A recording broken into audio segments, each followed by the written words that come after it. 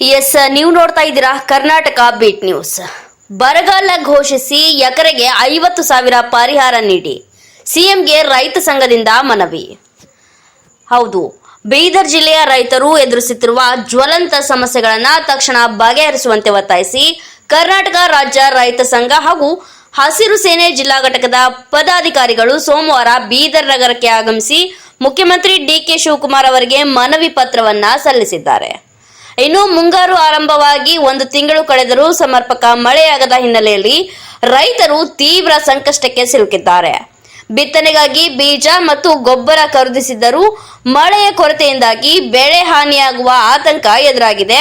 ಹೀಗಾಗಿ ಬೀದರ್ ಜಿಲ್ಲೆಯನ್ನ ಬರಪೀಡಿತ ಪ್ರದೇಶವೆಂದು ಘೋಷಿಸಿ ರೈತರ ಸಂಪೂರ್ಣ ಕೃಷಿ ಸಾಲ ಮನ್ನಾ ಮಾಡುವುದರ ಜೊತೆಗೆ ಪ್ರತಿ ಎಕರೆಗೆ 50,000 ಪರಿಹಾರವನ್ನು ಕೂಡ ನೀಡಬೇಕು ಎಂದು ಒತ್ತಾಯಿಸಿದರು.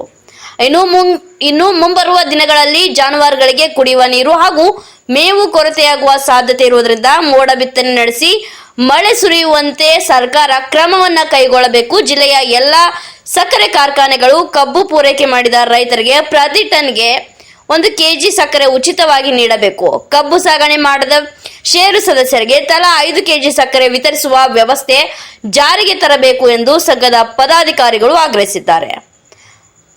ಜಿಲ್ಲೆಯ ಗೌರಿ ಸಕ್ಕರೆ ಕಾರ್ಖಾನೆಗೆ ಕಬ್ಬು ಪೂರೈಕೆ ಮಾಡಿದ ರೈತರಿಗೆ 6 ತಿಂಗಳು ಕಳೆದರೂ ಸಂಪೂರ್ಣ ಬಾಕಿ ಹಣ ಪಾವತಿಸಿಲ್ಲ ಎಂದು ಆರೋಪಿಸಿರುವ ರೈತ ಸಂಘ ಶೀಘ್ರವೇ ಬಾಕಿ ಹಣ ಬಿಡುಗಡೆ ಮಾಡಬೇಕು. ಎನ್ಎಸ್ಎಸ್ಕೆ ಸಕ್ಕರೆ ಕಾರ್ಖಾನೆಯ ಪ್ರತಿ ಟನ್ಗೆ 100 ಹಾಗೂ ಭವಾನಿ ಸಕ್ಕರೆ ಕಾರ್ಖಾನೆಯು ಸರ್ಕಾರದ ವಂತಿಕೆಯಾಗಿ ಪ್ರತಿ ಟನ್ಗೆ 50 ಬಾಕಿ ಉಳಿಸಿಕೊಂಡಿದ್ದು ಅದನ್ನು ತಕ್ಷಣ ಪಾವತಿಸುವಂತೆ ಮನವಿಯಲ್ಲಿ ಒತ್ತಾಯಿಸಲಾಗಿದೆ.